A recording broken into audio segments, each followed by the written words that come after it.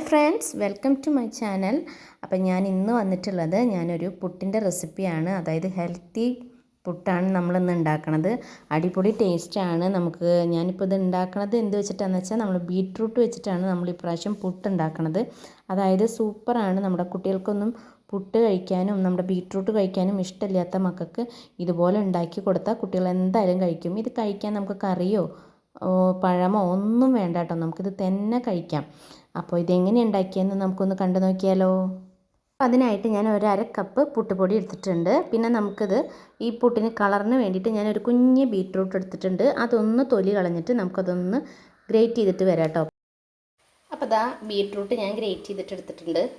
അപ്പോൾ ഇതാ ഗ്രേറ്റ് ചെയ്തിട്ടുള്ള ബീട്രൂട്ട് നമുക്കൊരു പാത്രത്തിൽ ഇട്ട് കൊടുക്കാം.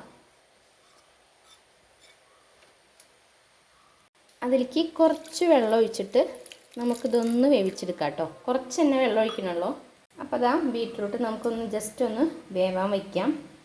അപ്പോൾ നമ്മുടെ പുട്ടുപൊടിയിലേക്ക് നമുക്ക് ആവശ്യത്തിന് ഉപ്പിട്ട് കൊടുക്കാം. പിന്നെ അതാ ഒരു സ്പൂൺ പാൽപ്പൊടി ഇട്ട് കൊടുക്കാം. ഇവയെല്ലാം നന്നായിട്ടൊന്ന് മിക്സ് ചെയ്ത് കൊടുക്കാം കേട്ടോ. പാൽപ്പൊടിയിൽ ചെറിയ ചെറിയ കട്ടകളൊക്കെ ഉണ്ടാവും. അതപ്പോൾ എല്ലാം ഒന്ന് നമ്മൾ സ്പൂൺ വെച്ചിട്ടൊന്ന് മിക്സ് ചെയ്ത് കൊടുക്കാം. പിന്നെ അതാ നമ്മുടെ ബീട്രൂട്ട് വേവിച്ചിട്ടില്ലേ, അതിൻ്റെ ജ്യൂസ് നമുക്ക് എടുക്കാം കേട്ടോ. ജ്യൂസ് ഞാൻ അരിക്കണമൊന്നുമില്ല. ഇതേ കണ്ട അങ്ങനെ ഒരു പാത്രത്തിലേക്ക് എടുത്തു. അപ്പോൾ ചെറിയ ചെറിയ ഗ്രേറ്റ് ചെയ്തൊക്കെ ഇതിലുണ്ടാവും.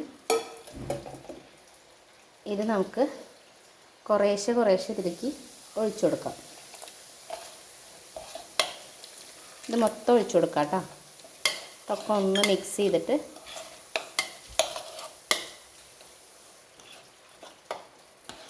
കുറച്ച് നേരം ഇങ്ങനെ ഫുൾ മിക്സ് ചെയ്തിട്ട് കുറച്ച് നേരം നമുക്ക് ഒന്ന് വയ്ക്കാം കേട്ടോ. അപ്പോൾ അതാ പുട്ടുപൊടിയൊക്കെ നമുക്ക് നന്നായി നനഞ്ഞ് കിട്ടിയിട്ടുണ്ട്.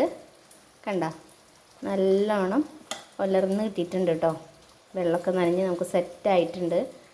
അപ്പോൾ അധികം വെള്ളമായാൽ റെഡി ആവില്ല. അപ്പോൾ നിങ്ങൾ ബീട്രൂട്ട് വേവിക്കുമ്പോൾ ശ്രദ്ധിക്കണം.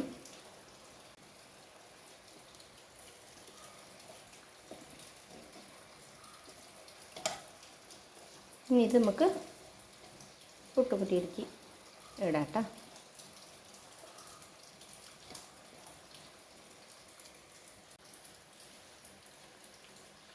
അപ്പോൾ അതാ പുട്ടും കുമ്പത്തിലേക്ക് നമുക്ക് ഇടാം. കുറച്ച് നാളികേരം ഇടാം. നാളികേരം ഇട്ടതിന് ശേഷം നമുക്ക് നമ്മുടെ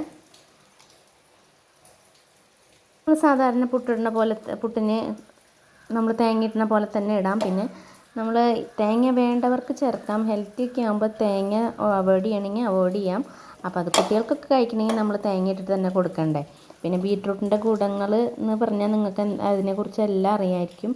അപ്പോൾ നമ്മളിതുപോലെയൊക്കെ കുട്ടികൾക്ക് ബീട്രൂട്ട് ഉണ്ടാക്കി കൊടുത്ത് അവർക്ക് രക്തം ഉണ്ടാവാനും കാര്യങ്ങൾക്കൊക്കെ നല്ലതാണ്. പിന്നെ ഇത് നല്ല മഴ പെയ്യുന്നുണ്ട് പുറത്ത്. അപ്പോൾ ഇത് മാത്രം മതി. നമുക്കൊരു കട്ടൻ ചായ ഉണ്ടെങ്കിൽ നമുക്കിത് തന്നെ കഴിക്കാം. അപ്പോൾ പൊട്ടിൽ ഞാൻ നാളികേരമൊക്കെ ഫില്ല് ചെയ്തു. അപ്പോൾ നമ്മൾ പുട്ടും കുമ്പം നമ്മുടെ ചൂടായിട്ടുണ്ട്. അപ്പോൾ ഇത് പെട്ടെന്ന് തന്നെ വെന്ത് കിട്ടും കേട്ടോ നമുക്ക്. അപ്പോൾ പുട്ട് നമ്മൾ പാനിൽ വെച്ചു.